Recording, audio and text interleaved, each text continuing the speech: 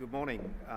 We didn't rehearse this panel, but it actually is fitting together remarkably nicely in terms of direction, and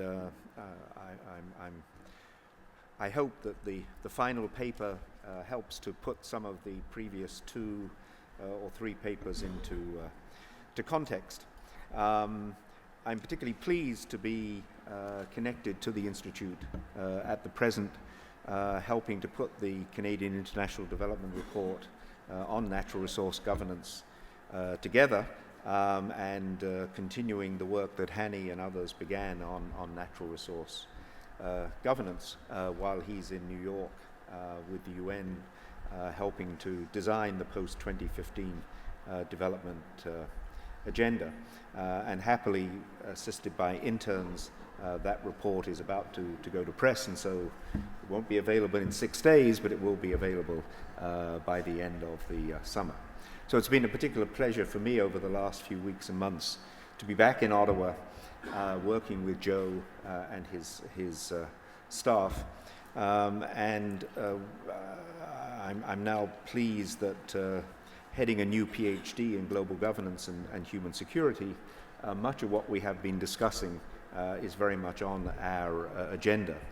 Indeed, I think that both the present and the previous work of people like Ian Smiley and Bernard Taylor, Partnership Africa-Canada, Development Diamond Initiative, etc., in a sense is dealing with the real international political economy. And so our new PhD focuses particularly on non- and semi-state hybrid forms of global governance, particularly obviously in crucial areas like the environment, health, and development. And we all know that many Canadians were involved in early forms of global governance, such as the Ottawa process, the Kimberley process going into EITI, etc. And clearly, in the wake of the terrible tragedy in Bangladesh, looking at the regulation of supply chains and production, it's very interesting to see which of those forms of global governance were or were not effective, authoritative, etc. And certainly today's discussion thus far has given me all sorts of new dimensions to the global governance curriculum when we resume after Labor Day, because I think that the creative work of OECD, Africa Capacity Building Foundation, Revenue Watch, etc., is exactly what is happening as we go beyond the established fields of international organization and international law and into the slightly messier, but I think increasingly relevant forms of global governance.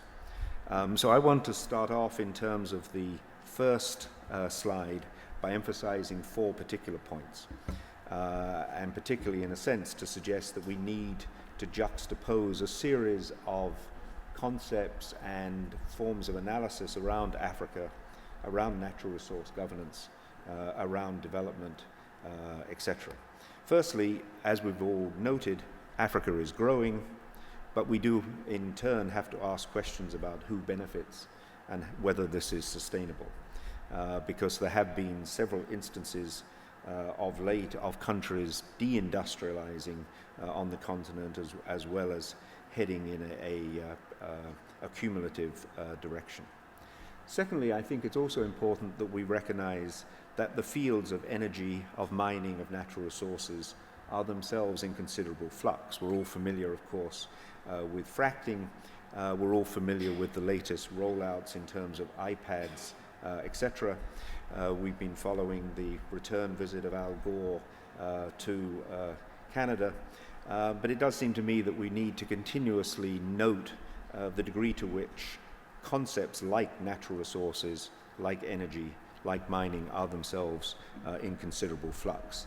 In this regard, I did find the recent report just before Christmas from the Chatham House on Resources Future very useful. Quote, "The political economy of natural resources is increasingly shaped by the large structural shifts underway in the world. the world must now contend not just with growing environmental threats such as climate change and water scarcities, but also with the shift in consumer power from west to east, concentration of resource ownership, and the rise of state capitalism. All of these moving pieces are changing the rules of the resources game, to quote Chatham House last December. Thirdly, then, obviously the rise of the BRICS.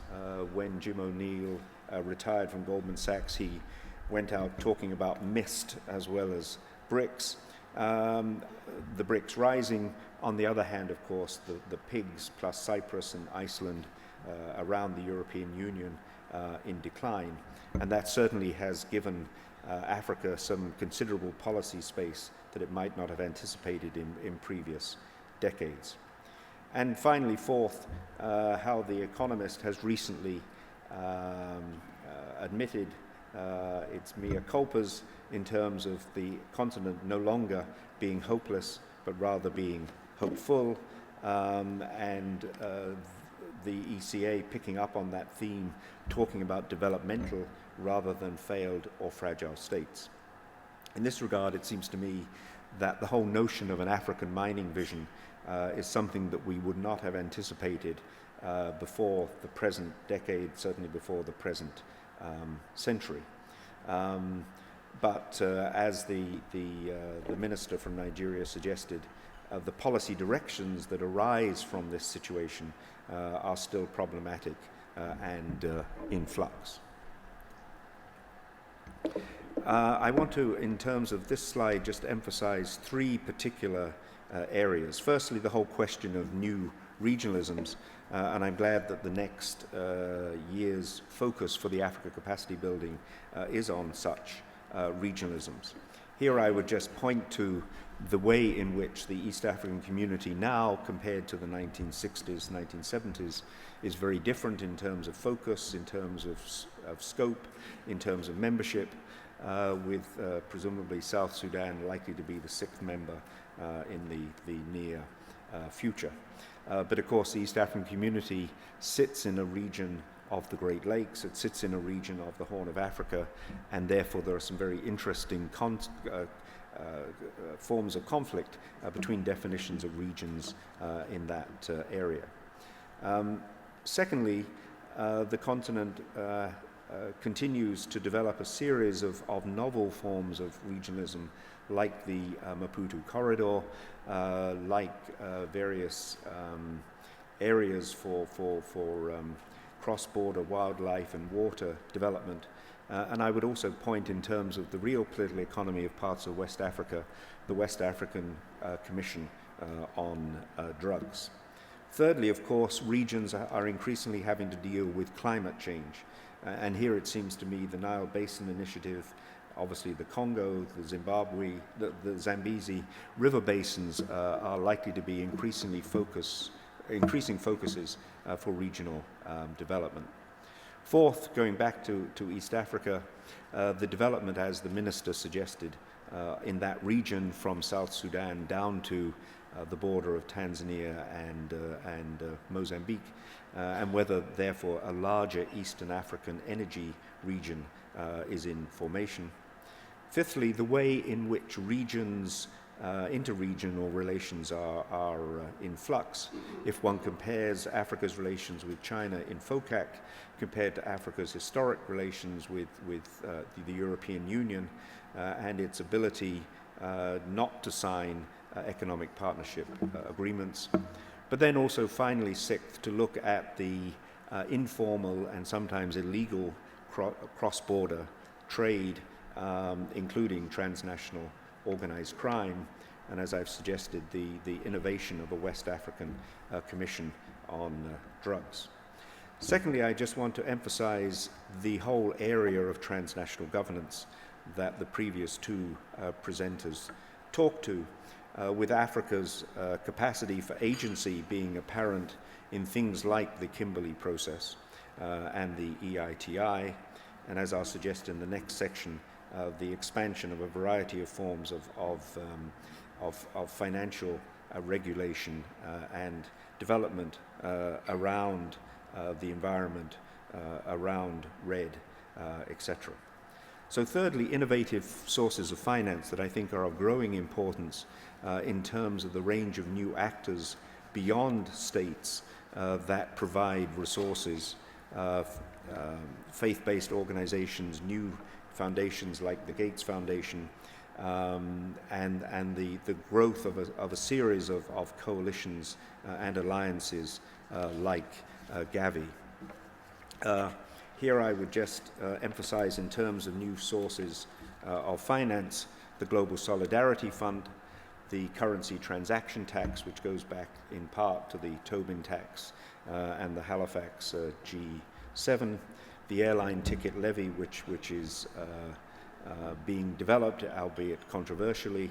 Similarly, questions of carbon taxes and trading, climate change funds, and the growing attempt to control money laundering and also to raise taxes through taxes on remittances.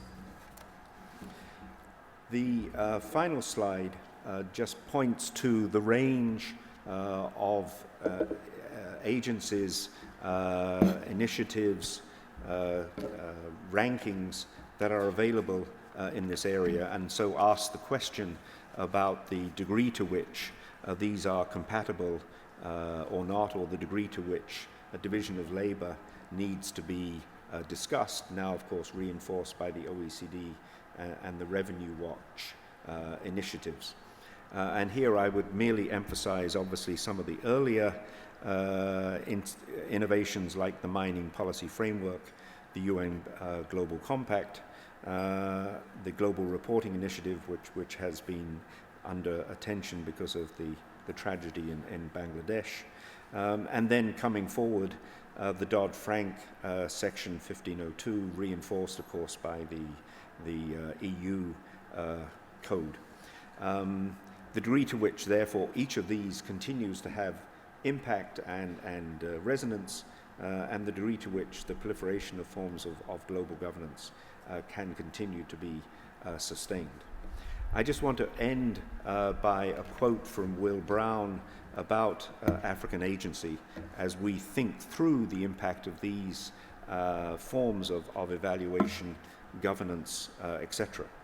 Because coming out of the work on African agency, he has suggested that, quote, future work on African agency would be able to engage seriously with the continent's role in international politics in a way that presents Africa as actor and not just acted upon, historical agent and not just history's recipient. But let me just conclude with a note of caution about history, because it does seem to me that when one looks at the place of Africa in the global political economy over the last 150 years, we used to have different names for these things. We used to not talk about natural resources, we used to talk about raw materials, we didn't talk about governance, we talked about imperialism. And it does seem to me that going forward, we need to continuously remind ourselves that Africa has its own history and Africa has its own set of relations with the rest of the world. And that therefore, as we begin to anticipate a shift from the established north-south axis towards a east-south turn, we need to recognize that certainly around the Indian Ocean, countries like India and China are not really new players. They were on the coast of Africa, as revealed in terms of the Swahili community many decades and centuries ago. Thank you.